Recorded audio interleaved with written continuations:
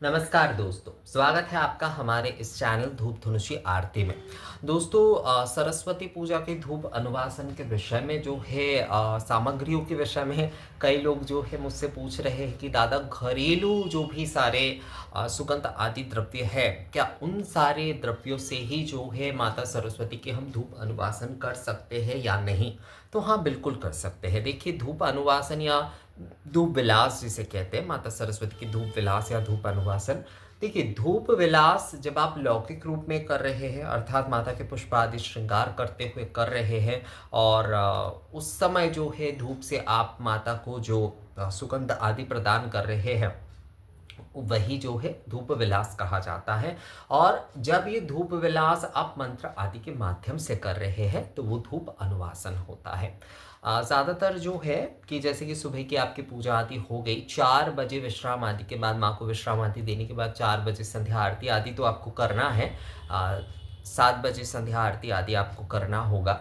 उसके पहले 4 बजे जो वैकाली का समय होता है, इसे वैकाली कहा जाता है। ये जो होता है वैकाली का समय कहा जाता है ये। तो इस समय में जो कि भगवान को श्रृंगार आदि कराया जाता है, सुगंधित आदि प्रदान किए जाते हैं। सुगंधित द्रव्य आदि जो है उससे जो है उन्हें एक प्रकार से आनंद प्रदान किए जाते हैं। तो यही जो है अनुवासन का समय काल होता है, मतलब इस समय में ही अनुवासन किया जाता है। तो घर की सामग्री आदि से आप कैसे कर सकते हो? तो घर की सामग्री आदि में देखिए, जैसे कि आपको राल, गुग्गुल, कपूर, चंदन, ये सब कुछ तो आपको सुबह आप पूजा के लिए आप ले ही रहे हैं।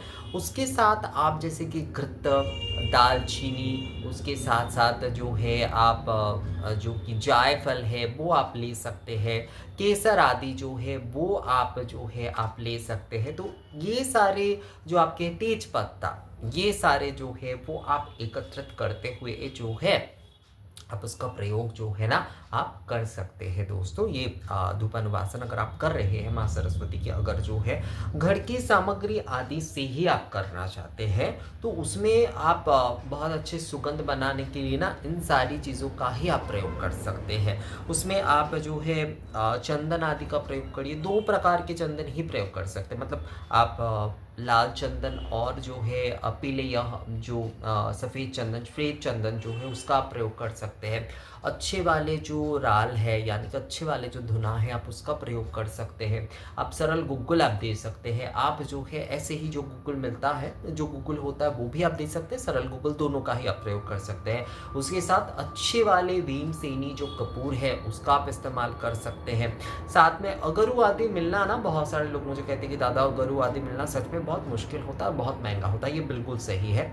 तो वहाँ पर आप जो है देवदार के काष्ठ का भी प्रयोग कर सकते हैं। आप दालचीनी आदि ये जो है अच्छे वाले आप ले सकते हैं। दालचीनी बहुत सारे लोग ना ये छोटे वाले एकदम जो गरम मसाले में छोटे छोटे पैक में मिलते हैं, कुछ लोग उसका प्रयोग करते हैं, वो वाला प्रयोग नहीं करना चाहिए। दालचीनी का देखिएगा अलग से एक पैकेट आता है, या फिर जो है आप अगर पूजा सामग्री की दुकान में जाते हैं या फिर मसालों की दुकान में जाते हैं, तो वहाँ पर भी जो है ना दालचीनी आपको एक अलग तौर पर मिलेगा। तो वो वाले दालचीनी आपको प्रयोग करना है, ना कि केवल मात्र जो है जो दालचीनी वो मसाले छोटे छोटे बड़े पैकेट में मिलते हैं ना, वो वाले नहीं।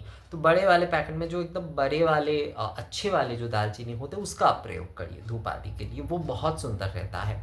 तेज पत्ते आदि भी जो है ना वही वाला आप करिए तो वो अच्छा रहेगा। तेज पत्ते में भी अगर आप कर रहे हैं तो उसमें एक विषय मैं आप लोगों को बता दूं कि तेज पत्ते ना बहुत बड़े वाले आप मत लीजिएगा। जो छोटे वाले होते हैं, तो मीडियम वाले या छोटे वाले जो तेज पत्ता होते हैं उसका प्रयोग जो है वो आप कर सकते हैं। इसके साथ साथ जायफल आदि आप ले सकते हैं। केसर आदि अगर आपके पास अच्छे वाले हैं तो उसका आप प्रयोग कर सकते हैं। तो घरेलू इस तरह की जो भी सारे सुगंधित आदि हमारे बहुत ज़्यादा अवेलेबल होते हैं, बहुत आसानी से हमें मिल जाता है।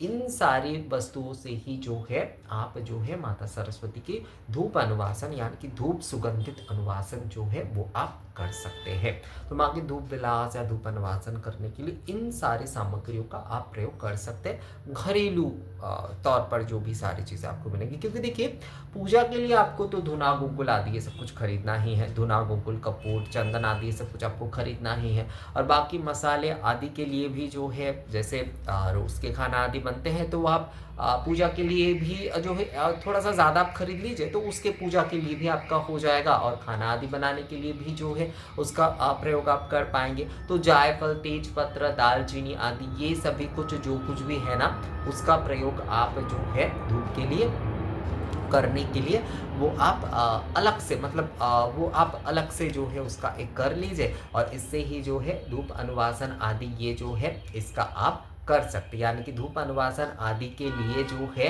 यही घरेलू, यही सारे जो मसाले आदि है, यही जो भी सारे सुगंध आदि है ना, यही आप जो है ये राल, गुग्गुल, कपूर, चंदन आदि के साथ जो है मिश्रित करते हुए ही जो है आप धूप सामग्री प्रस्तुत करें, और नारियल के छिलके में धूपाग्नि आदि प्रज्वलित करते हुए जो है धूप अनुवासन जो है माता सरस्वती को आप करें, और ये बहुत ही सही रहेगा। बहुत सारे आप लोग मुझसे कहते हैं कि दादा ये थोड़ा जो है मुश्किल का काम है, ये वो नहीं, कुछ मुश्किल का काम नहीं है। आप लोग शुरू नहीं करते हैं इसलिए आपको मुश्किल का काम लगता है। एक बार शुरू कर देंगे ना तो बंद करने का मन ही नहीं करेगा, क्योंकि ये एक दिव्यता बढ़ जाता है। बहुत सारे लोग जो लोग कर रहे हैं अभी जो है ये धूप अनुवासन हो या फिर धूप सामग्री, धूप नैवेद्यवादी जो कुछ भी कर रहे हैं, तो उनका कहना है कि सच में दादा हमने शुरू किया, अब एक दिन भी अगर नहीं करते हैं ना तो हमारा मन ही नहीं मानता है।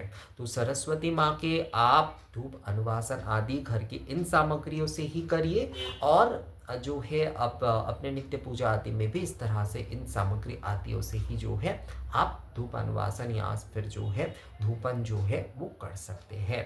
तो ये वाला वीडियो कैसा लगा आप लोगों को मुझे कमेंट्स करके ज़रूर बताइएगा। मिलेंगे आपसे अगले वीडियो में, तब तक के लिए नमस्कार।